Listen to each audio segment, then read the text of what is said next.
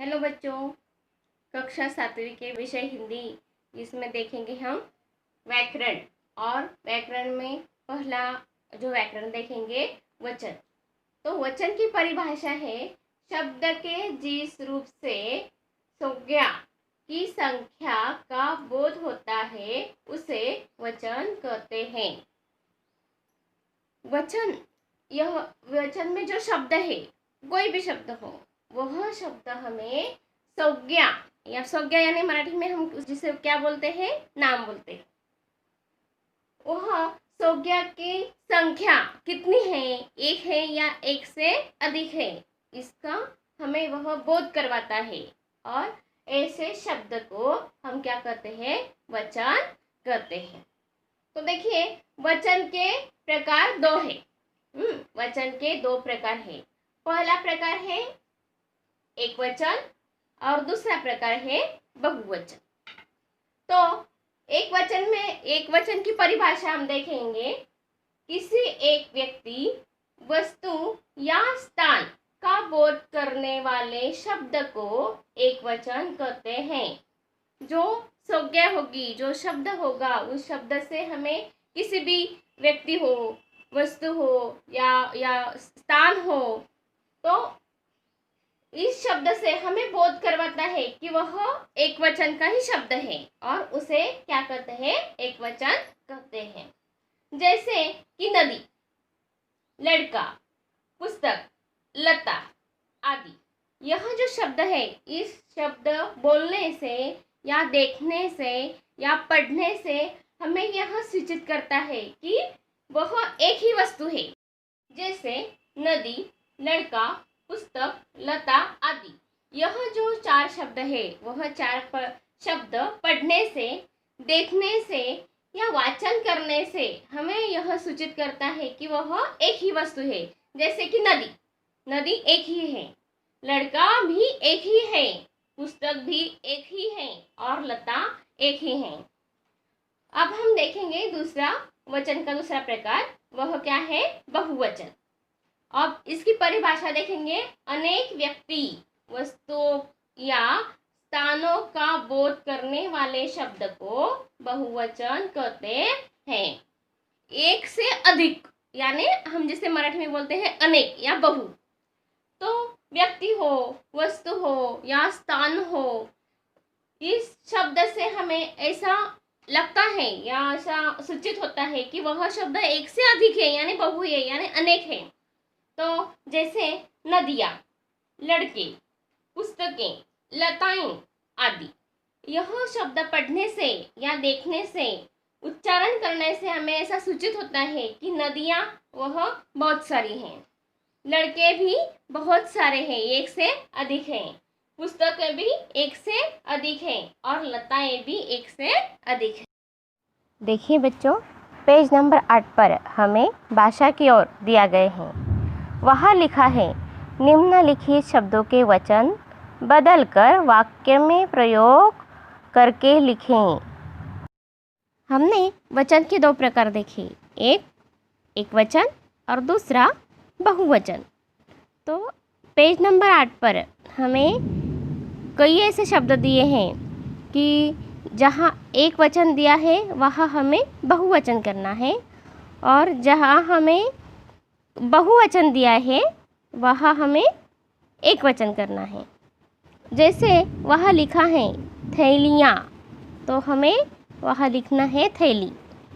तो हम वाक्य में प्रचार कैसे करेंगे, पॉलीथीन की थैली का प्रयोग नहीं करना चाहिए। दूसरा है पंखा, यह एक वचन शब्द है, वहाँ हमें बहुवचन शब्द लिखना है पंखे। और हम वाक्य में प्रयोग करेंगे, सभा भवन के पंखे खराब हो गए हैं। तीसरा शब्द है दीवार, यह एक वचन शब्द है, वहाँ हमें बहुवचन का शब्द लेखन करना है दीवारें। कलर देने के बाद दीवारें चमक उठी, यह हमने वाक्य में प्रयोग किया। चौथा शब्द है राजा। राजा, यह शब्द ऐसा है कि वह एक वचन में भी राजा आएगा और बहुवचन इसमें भी राजा ही आएगा। तो हम वाक्य में प्रयोग करेंगे, राम एक प्रतापी राजा थे। पांचवा जो शब्द है वह है बहुवचन का शब्द वस्तुएं। तो हमें उनके सामने लेखन करना है वस्तु, और वाक्य में हम प्रयोग करेंगे, नेहा ने मेघा की वस्तु वापस लौटा दी। छठवां जो शब्द है वह है भेड़िया, यह एक वचन है। उसके सामने हमें भेड़िए, यह बहुवचन का शब्द लेखन करना है। तो हम वाक्य में प्रयोग करेंगे, सभी भेड़िए जंगल में चले गए। अब सातवां जो शब्द है वह एक वचन का शब्द है बहु, और बहुवचन में हम लेखन करेंगे बहुएं। वाक्य में प्रयोग करेंगे हम, बिमला को 4 बहुएं हैं। आठवां जो शब्द है वह है रोटी, यह एक वचन का शब्द है और बहुवचन में हम लेखन करेंगे रोटियां। वाक्य में प्रयोग करेंगे हम, उमा की सारी रोटियां बंदर ले गया। अब देखेंगे हम लिंग। लिंग किसे कहते हैं? तो लिंग की परिभाषा हम देखेंगे, जिस शब्द से पुरुष या स्त्री जाति का बोध होता है उसे लिंग कहते हैं। जो भी शब्द होगा वह शब्द लेखन करने से, पढ़ने से हमें यह पता चलता है कि वह पुरुष जाति का है या स्त्री जाति का, और वह उच्चारण करने से, देखने से यह हमें बोध होता है कि वह लिंग है। अब लिंग के प्रकार भी 2 है। पहला है पुल्लिंग और दूसरा है स्त्रीलिंग। तो पुल्लिंग की हम परिभाषा देखेंगे, जो संज्ञा शब्द पुरुष जाति का बोध करता है उसे पुल्लिंग कहते हैं। जो भी संज्ञा होगी, जो भी नाम होगा, वह हमें समझ देता है या हमें सूचित करता है कि वह पुरुष जाति का ही है। और जब वह पुरुष जाति का होगा तो हमें यह बोध हो जाता है, हमें ये समझ जाता है कि वह कौन सा प्रकार का होगा, कौन से लिंग का होगा, पुल्लिंग का ही होगा। जैसे भाई, मोर, पुत्र, बिलाव, नौकर आदि। यह जो शब्द है इनके उच्चारण करने से हमें ऐसा पता चलता है कि वह क्या है, पुरुष जाति के ही है, और इसलिए वह पुल्लिंगी शब्द ही है। लिंग का दूसरा प्रकार देखेंगे हम, स्त्रीलिंग। जो संज्ञा शब्द स्त्री जाति का बोध करता है उसे स्त्रीलिंग कहते हैं। जो भी संज्ञा होगी वह संज्ञा पढ़ने से, लेखन करने से या देखने से हमें ऐसा पता चलता है कि वह किसकी है, स्त्री जाति का ही है, और तब उसे स्त्रीलिंग कहते हैं। जैसे कि देखिए, बहन, मोरनी, पुत्री, बिल्ली, नौकरानी आदि। यह जो शब्द है वह शब्द पढ़ने से, लेखन करने से या देखने से ही पता चल जाता है हमें कि वह कौन से जाति का है, स्त्रीलिंग जाति का है। तो देखिए, पुल्लिंग में हमने भाई देखा था और स्त्रीलिंग में बहन। पुल्लिंग में हमने देखा था मोर, तो स्त्रीलिंग में मोरनी। पुल्लिंग में हमने देखा था पुत्र, तो स्त्रीलिंग में देखे है पुत्री। पुल्लिंग में हमने देखा बिलाव, तो स्त्रीलिंग में देखेंगे बिल्ली। और पुल्लिंग में हमने लिखा है नौकर, तो स्त्रीलिंग में हमने लिखा है नौकरानी। पेज नंबर 12 पर हमें भाषा की ओर यह दिया गया है। वहाँ सूचना दी गई है, निम्नलिखित शब्दों के लिंग बदलो और वाक्य बनाकर लिखो। वहाँ हमें एक चित्र दिया है, उसमें बीच में लिखा है लिंग परिवर्तन। तो हमें इसमें क्या करना है? तो देखें बच्चों, हमने लिंग के 2 प्रकार देखे, एक पुल्लिंग और दूसरा स्त्रीलिंग। अब यहाँ चाची, अध्यापिका, अभिनेता, गुड़िया, ऊंट, ससुर, हंसिनी, बालक, यह जो हमें शब्द दिए हैं उसमें से कई शब्द पुल्लिंग हैं तो कई स्त्रीलिंग। जहाँ पुल्लिंग शब्द आया है वह उसके सामने हमें स्त्रीलिंग शब्द लिखना है और जहाँ स्त्रीलिंग शब्द आया है उसके सामने हमें पुल्लिंग शब्द लिखना है। तो चलिए हमें वाक्य में प्रयोग करना है। पहला शब्द है चाची। चाची यह स्त्रीलिंग शब्द है, उनके सामने हमें पुल्लिंग शब्द लेखन करना है चाचा। और वाक्य में प्रयोग हम चाचा इस शब्द का ही करेंगे। मेरे चाचा डॉक्टर है। दूसरा जो शब्द है वह अध्यापिका, यह स्त्रीलिंग शब्द है, उनके सामने हमें अध्यापक यह पुल्लिंग शब्द लेखन करना है। और हम वाक्य बनाकर लेखन करेंगे कि हमारे हिंदी के अध्यापक बहुत ही अच्छे हैं। तीसरा जो शब्द है वह है अभिनेता, यह पुल्लिंग शब्द है, उनके सामने हमें स्त्रीलिंग शब्द लेखन करना है अभिनेत्री। और वाक्य लेखन करेंगे हम, माधुरी दीक्षित अपने समय की सर्वश्रेष्ठ अभिनेत्री थी। चौथा वाला जो शब्द है वह लेखन किया गया है गुड़िया, यह स्त्रीलिंग शब्द है, उनके सामने हमें गुड्डा यह शब्द लेखन करना है। और हम वाक्य में प्रयोग करेंगे कि उमा ने मेले से एक गुड्डा खरीदा। पांचवा वाला जो शब्द है वह है ऊंट। ऊंट यानी यह शब्द जो है वह पुल्लिंग शब्द है, तो हमें उनके सामने स्त्रीलिंग शब्द लेखन करना है ऊंटनी। हम वाक्य में प्रयोग करेंगे या वाक्य वह लेखन करेंगे कि राजस्थान के लोग ऊंटनी का दूध पीते हैं। छठवां जो शब्द है वह है ससुर, यह पुल्लिंग शब्द है, उनके सामने हमें स्त्रीलिंग शब्द लेखन करना है सास। और वाक्य में हम प्रयोग करेंगे कि सोनल की सास उससे बहुत प्यार करती हैं। सातवां वाला जो शब्द है वह है हंसिनी, यह स्त्रीलिंग शब्द है, उनके सामने हमें पुल्लिंग शब्द लेखन करना है हंस। वाक्य में हम प्रयोग करेंगे मानसरोवर में हंस रहते हैं।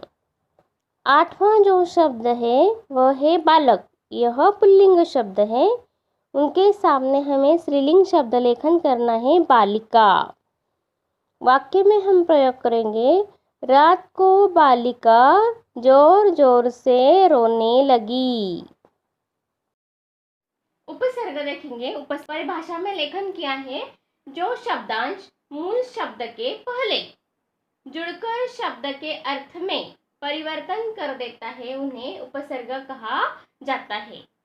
तो इसमें का कौन सा मूल शब्द है और कौन सा शब्दांश है? तो देखिए गुण, यह जो शब्द है वह मूल शब्द है और दूर यह जो शब्द है वह शब्दांश है। गुण के पहले जो शब्दांश आया है, जो शब्दांश मूल शब्द के पहले आया है, तो पहले कौन सा शब्द आया है? दूर यह शब्द आया है। और यह जो मूल शब्द है वह मूल शब्द को जोड़कर आने के कारण उसका शब्द का अर्थ ही बदल गया और वह शब्द आया है दुर्गुण। दुर्गुण यह शब्द से शब्द का अर्थ ही बदल गया और इनके कारण उन्हें क्या कहा जाता है? उपसर्ग कहा जाता है। दूसरा है प्रत्यय। प्रत्यय की परिभाषा देखेंगे हम। जो शब्दांश शब्द के अंत में जुड़कर उनके अर्थ में विशेषता उत्पन्न कर देता है उन्हें प्रत्यय कहते हैं।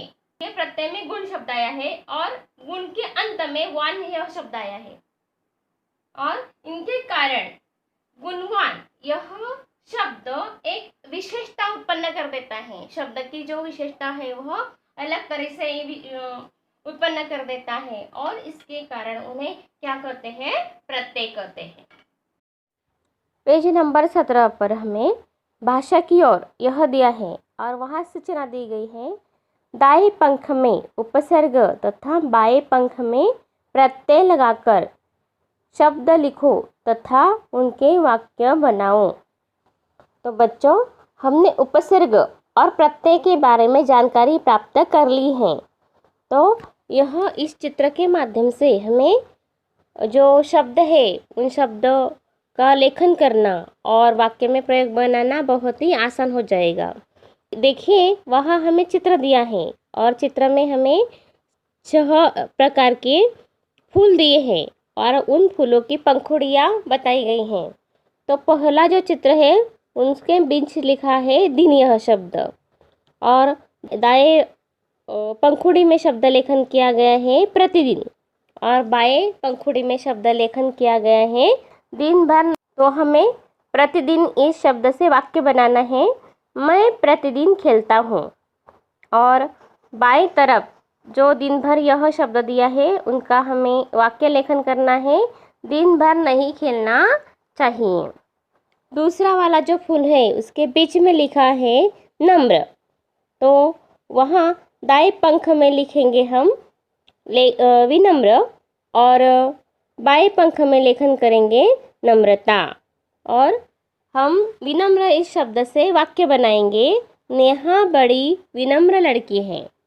और बाएं पंख में जो नम्रता यह शब्द लेखन किया है उसका हम वाक्य बनाएंगे, चंचल का व्यवहार सदैव नम्रता से पूर्ण होता है।